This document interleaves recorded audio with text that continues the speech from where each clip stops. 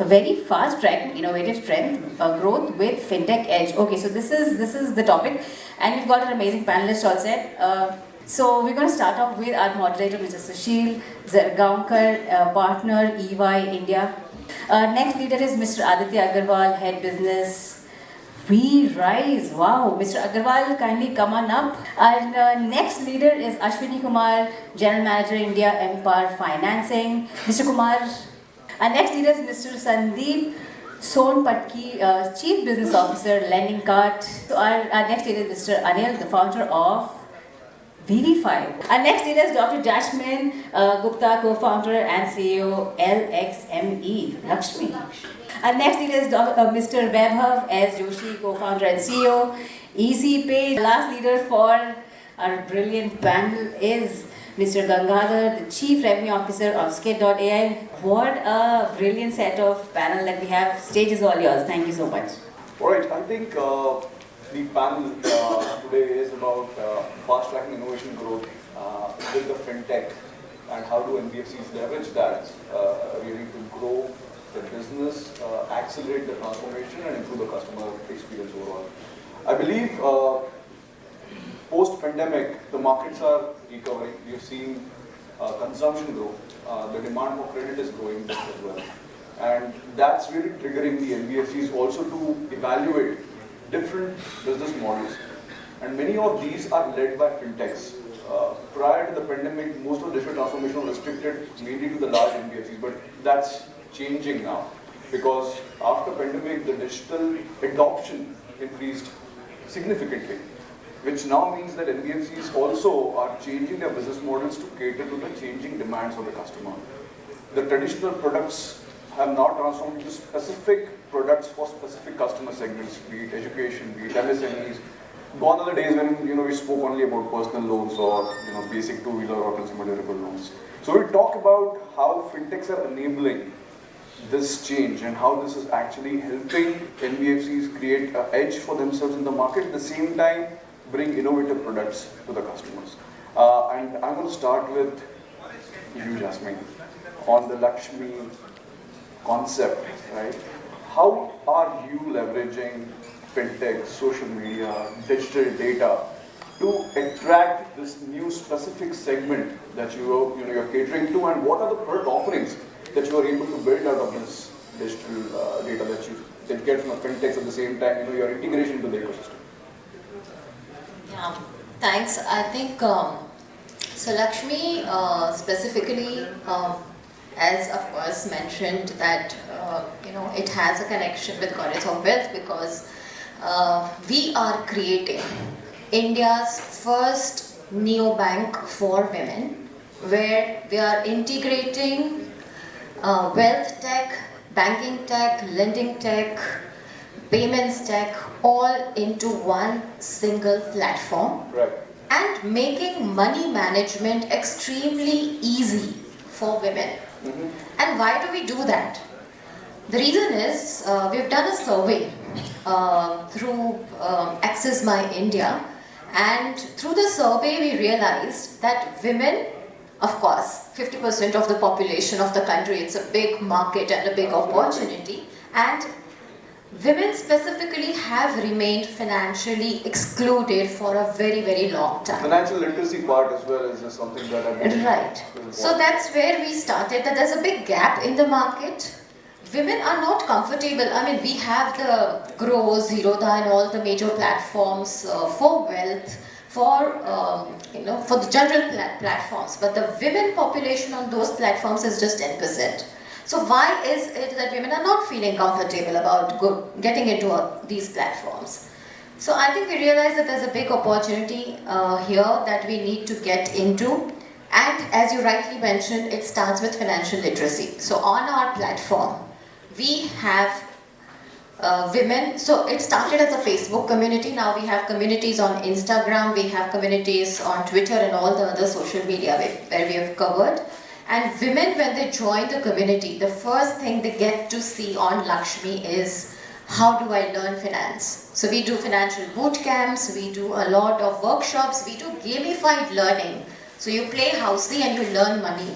you play Wordle and you learn money, you know. So that's the gamified version of learning where women find money and finance very interesting. And I think that is the first step that women take towards, you know, taking charge of their money. So, the social media plays a very critical role in Social media is the first starting point for the women to get into.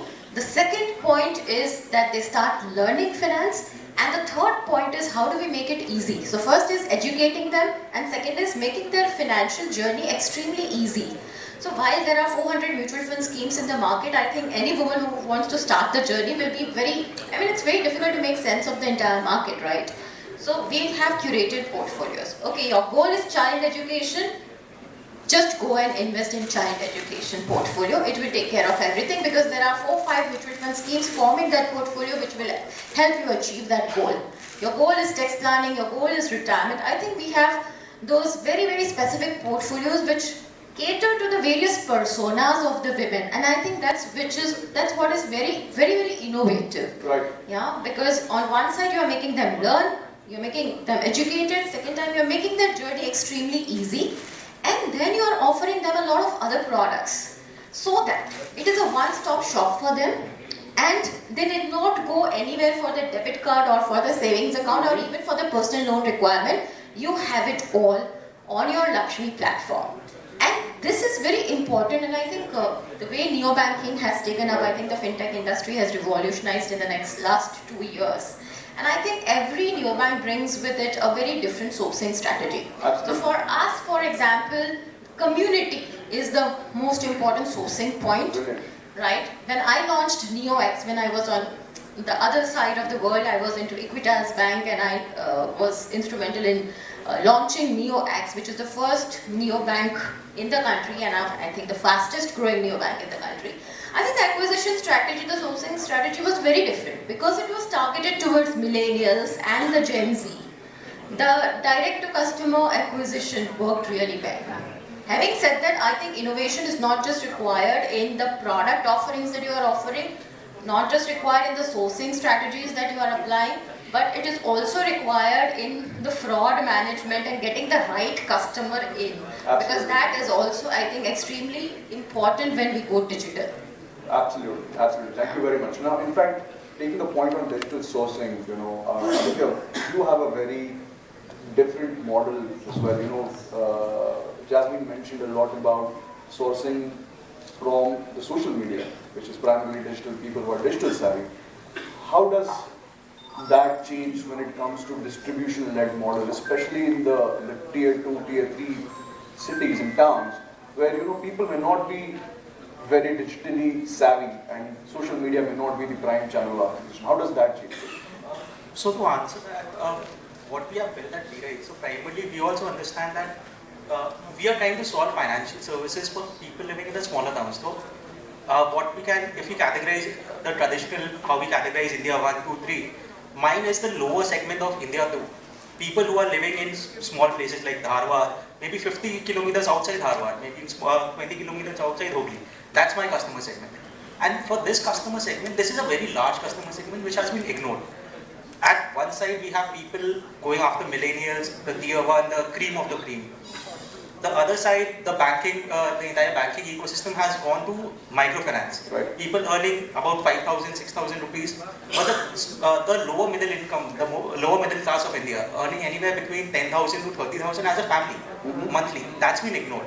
And that's the customer segment that we go after. And this customer segment is literate but not literate. They are not savvy enough to use technology, or they are not comfortable enough or trust the technology. Exactly. So in this particular case, yes. How does Fintech play a role for you and help you enable efficient operations? Yes. So what we have a larger scale? So what we have created is something of a social distribution model. The closest comparison that I could make probably is a Meesho of financial services, okay, where we are creating social micro entrepreneurs. So let's take the example of LIC. LIC has 15 lakh LIC agents spread across the country. You have you have small wealth advisors, you have CAs, you have employees of cooperative banks.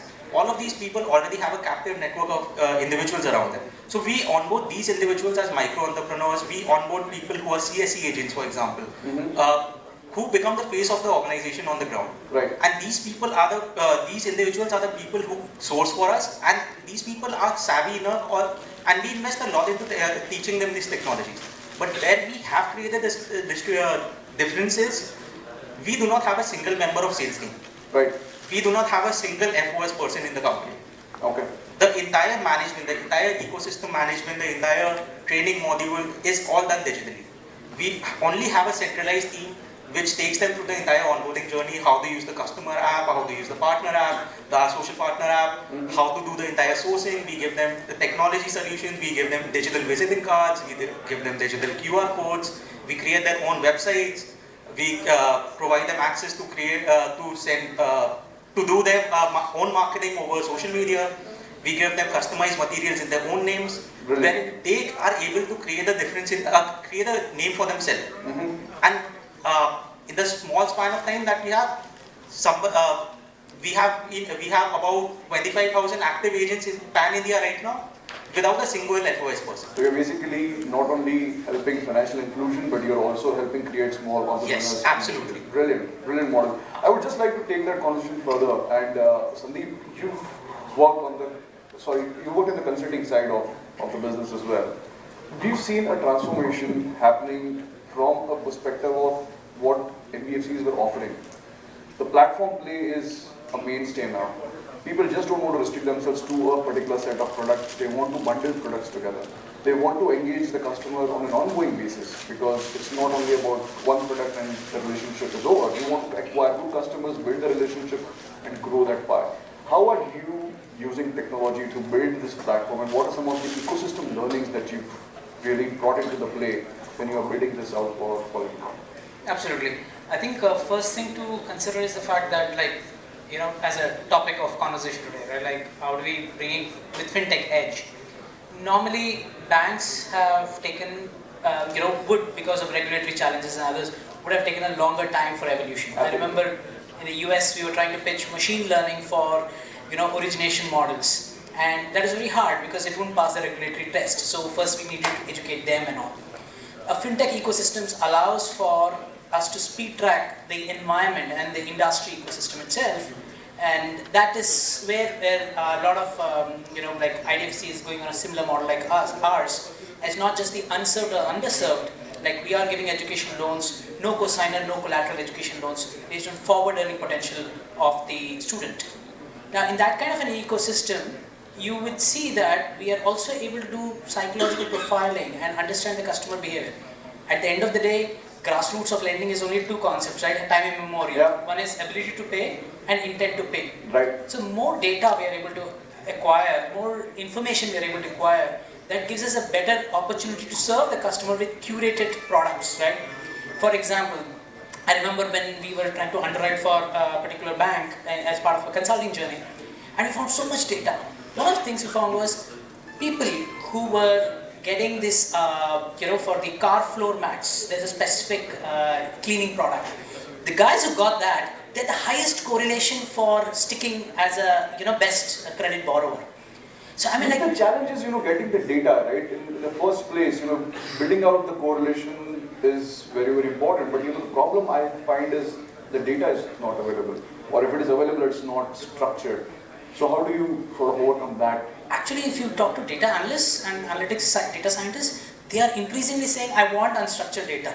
Because they are wanting to go and explore this as in so many different dimensions, of course, within the regulatory purview as much as possible. And they're getting more creative around that also. So it's very important. See, if I know, like, if I say, okay, this person has taken an education loan, I'm going to just mass market you with, okay, do you want accommodation there, do you want a credit card there, debit card there? That's not going to work. I'll be spending so much. My customer acquisition cost is going to increase so much. So if I am able to build a customer profile, I can say, okay, this person needs an unsecured credit card versus this person who can afford a secured credit card versus this person who can afford an unsecured credit card, so on and so forth, right? And then you build more innovation around it. Like, there are people who probably are going for auto loans right after graduating from school. So we probably don't even have identification. As far as your question about data, right? The boundaries are slowly breaking down, right? And that's where the fintechs have played a part, because they are democratizing data across so many different platforms, so many different sources.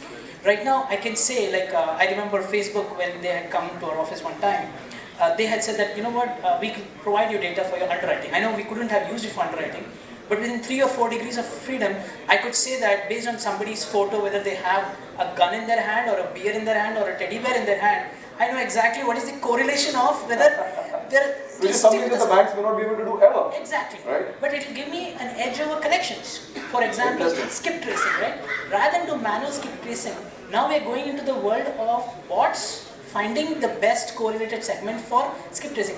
I can minimize the effort of research. I can minimize the effort of trying to figure out, who is the best person to call. And fintechs, they have data across so many different companies at the same time.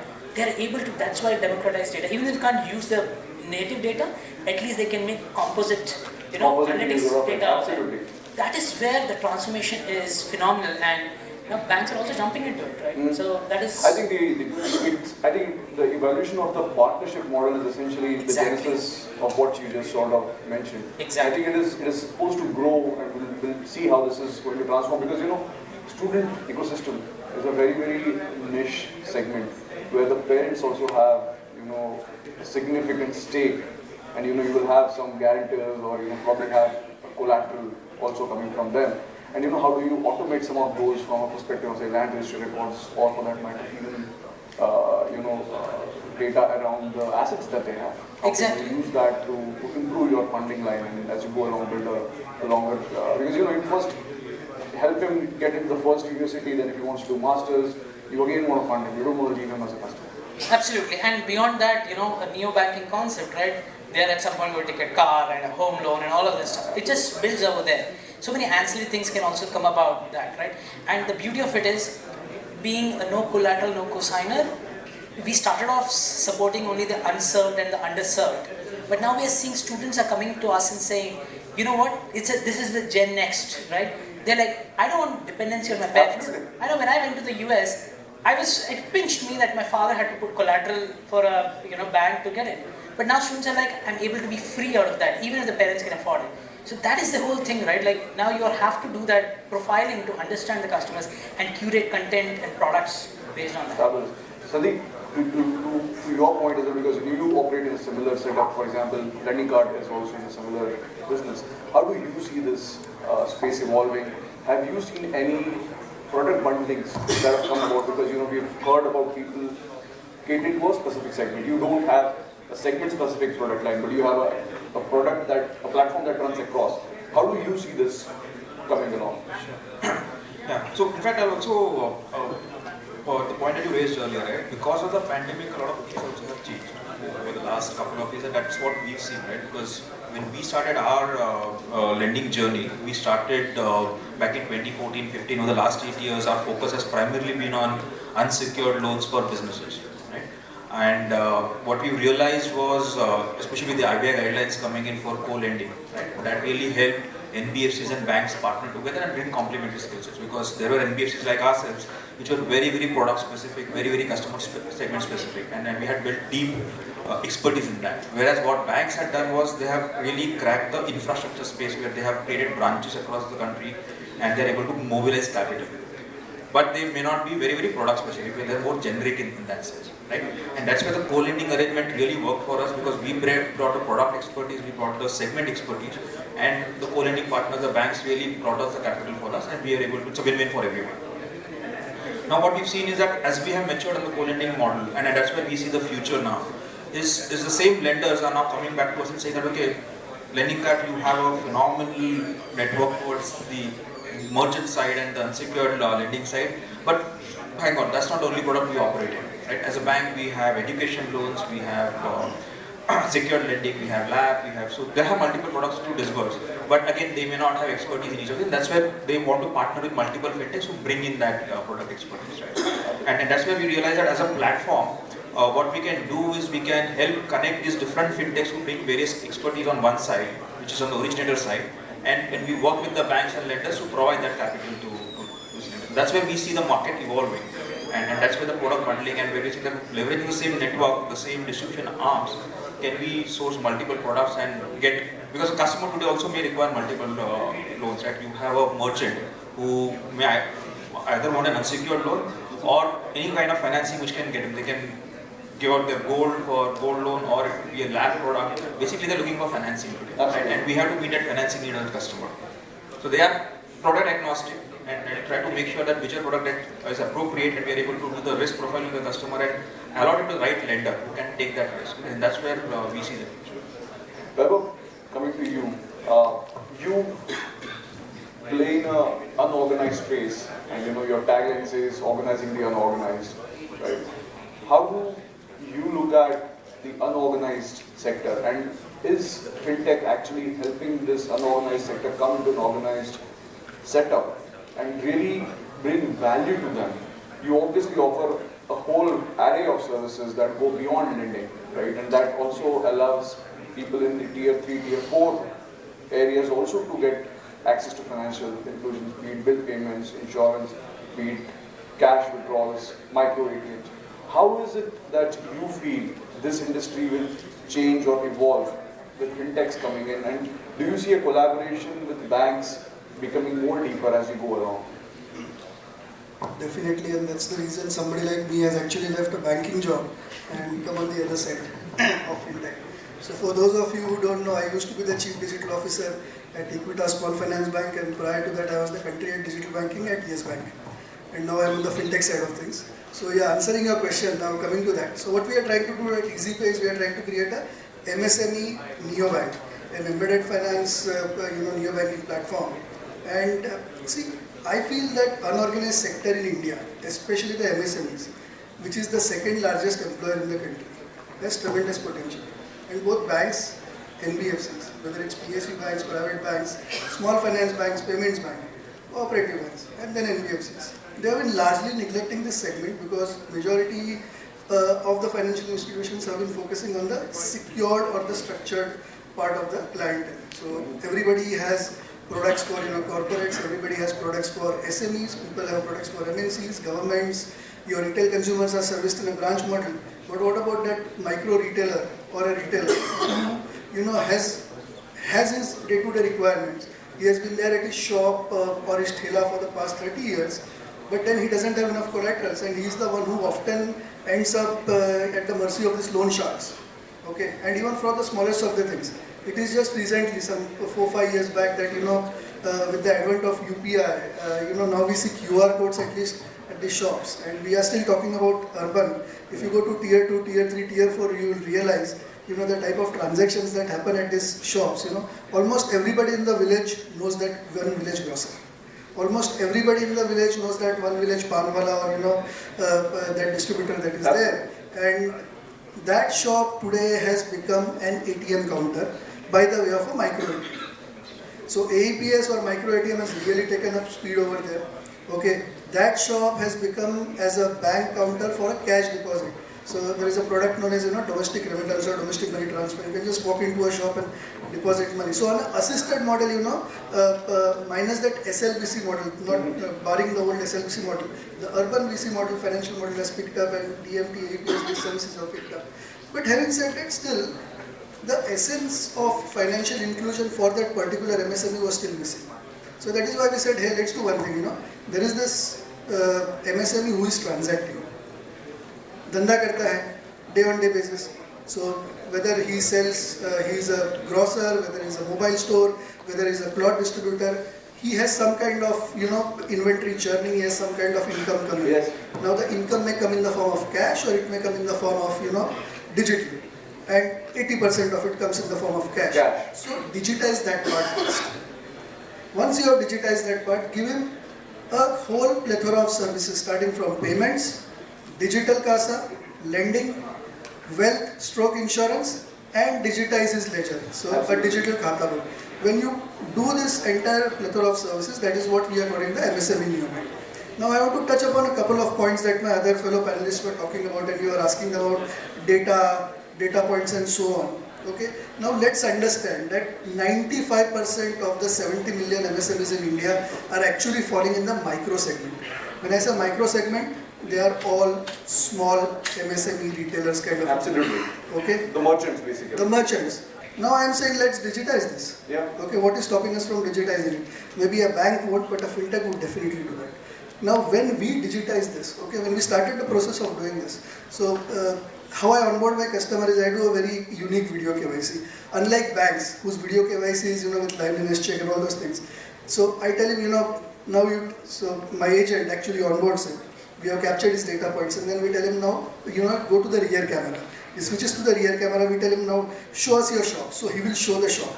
You do the digital underwriting table here, cylinder here. No. So here now, what we are now doing is, we are integrating Web 3.0 over there. We are integrating very intelligent AI over there to understand what kind of inventory he has in his shop. Yeah. At the back end, my algo also calculates the probable cost of his inventory, which actually then we map it to the geography pin code he is in, to the type of footfalls he may be getting, because we also have his digital agent. Then we create a proper bike of that guy. At the back end. This is real innovation, grassroots level innovation. And this is when he's doing this, we are capturing this. So there is something that happens real time, there is something that, my AI works on the video. And when my AI works on the video, it creates a profile of that particular guy.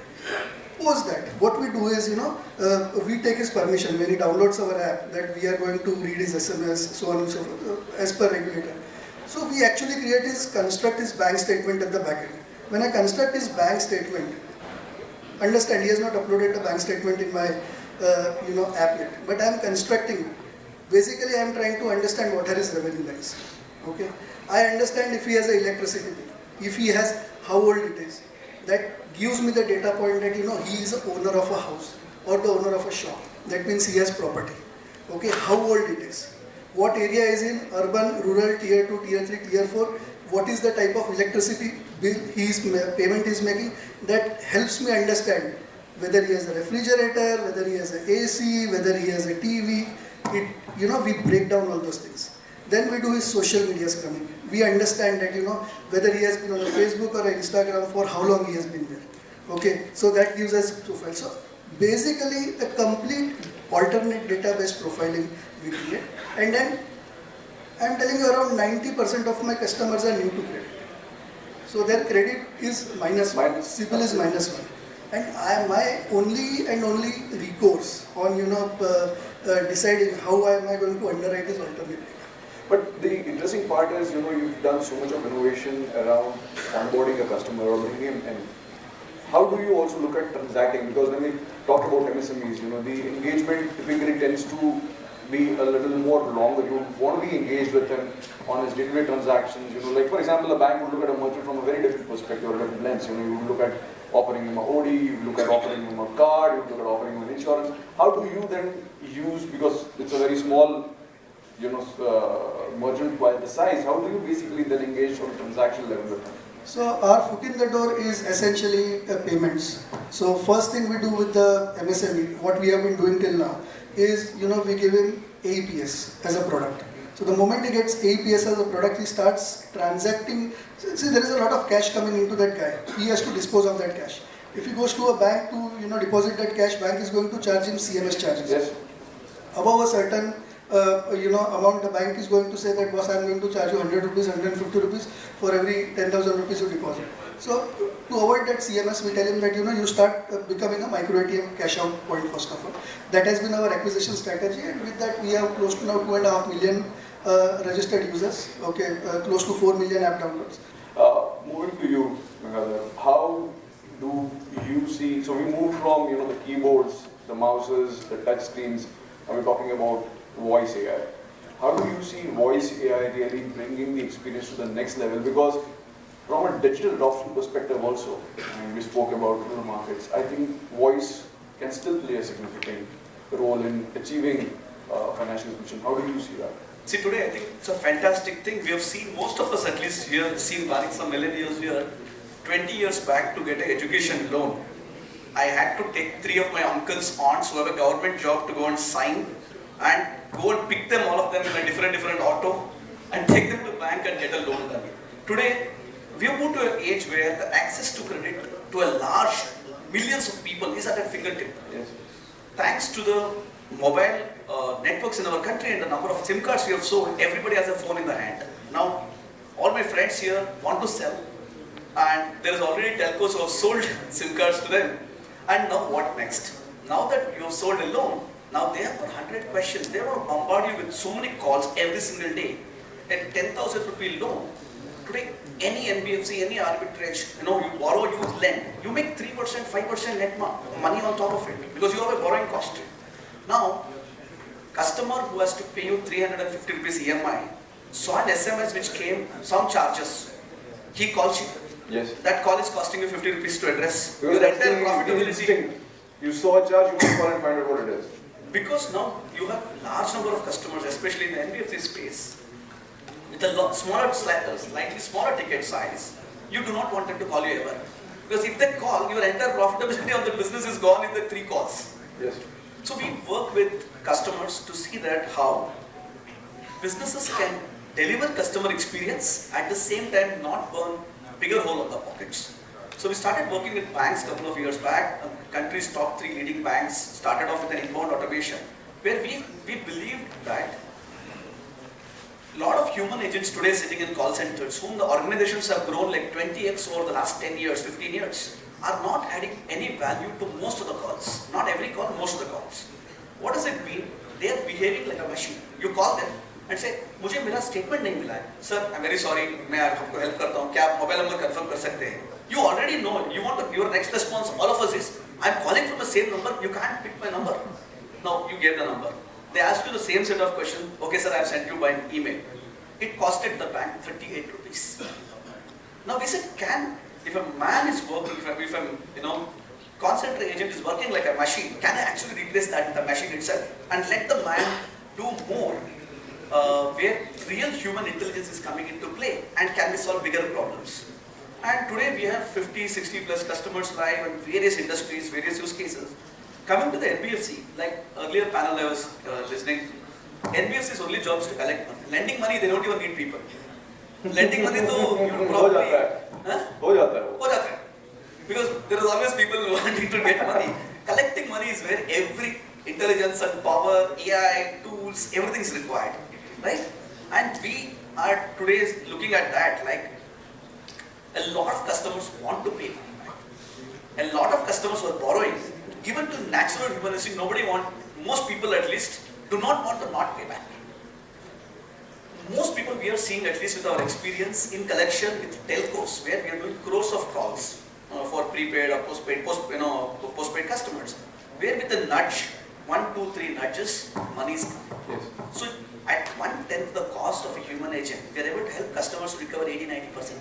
10-20% sticky accounts are always there, so we are seeing in NBFC space a lot of momentum using voice bots in vernacular languages, Tamil, Telugu, Gujarati, Bengali, multiple languages. One is for lead qualification, one is collection, and then upsell, cross-sell, documentation, and various use cases we are seeing where NBFCs adopting automation in using voice. One interesting, another time, one interesting thing what we are working also is something called voice cloning. By next year, most customers will have an access where you bring your own artist, or like Sushil can be an artist, we take Sushil's voice for 10 hours and create a voice bot which will speak like him for eternity. So like that, every customer will have his own voice identity. You were worried about somebody reading your SMS. I'm worried about somebody taking my voice and making calls and authenticating on my behalf at a bank, which is going to be very risky. So we'll have to think about how voice. Artist, yeah. Yes. So how we are thinking about is artist. Like somebody want to get Jockey Shroff's voice on the every welcome call. I think that is the future of voice tech. And I think overall this is just not an India phenomenon. We are seeing the similar interest in multiple countries because cost of calling is high in every country. If India it is this much, in the US we are seeing $8 is spending for every PTP. You call a customer to get a PTP and an RTP, right. You're still spending $8. So that's the area we are trying to help a lot of NBFCs to get scale without burning a lot of money. And the best part is that in 1 hour, if you can reach out to 2-3 lakh customers with one single click, you have 8 hours of the day left to do better things. And the customer experience. For example, if Vaibhav was to launch this, we do paisa aa gaya. Okay, I think. Sorry, I just want to add. Yeah. Innovation and creativity, they always come first. After that, the regulation, ethics, morality, you get into that aspect. Absolutely. So somebody will come Somebody back and will say, come and say, "Ye scam ho raha hai, how do we protect it?" Correct. Right? So And then you find solutions for that, like any life cycle, right? Exactly. Last, I know we are short on time, but Anil, we want to have some snippets from you specifically on the regulatory side. You touched upon regulatory right now. You've launched a subscription product as well, and we've seen in the last few months there have been a lot of regulations, especially on the BNPL side. How do you think the regulation is going to impact the innovation that we're doing, especially on the product side? Because you're essentially be able to offer credit for an underserved or unserved customer, which is not a regular product or a mainstay product on most of the NBFC books. How do you see this impacting your business, and how have you transformed using fintech your business model itself? Yeah, we are Vivifi, and our main product is FlexPay, which is enabling credit access to underserved and unserved customers. We are talking about customers with incomes less than 30,000 rupees, customers less than incomes of 10,000 rupees. More than a third of our customers have an income less than 10,000 rupees. And these are customers who, in the traditional world, never got access to credit from bank or any NBFC. So when we innovated and we started to offer credit, we had to give the credit in a fashion that these customers can make sure that they can pay back. So one of the main features of our product was flexibility. We call it EMI free. So any customer can repay when they want, how much ever they want, without any penalty. Even if you want to pay off a loan in 2 days, we allow that to the customer. And that's kind of the flexibility when you're talking about financial inclusion. It will not come without product innovation. Right. And that's the kind of innovation we did.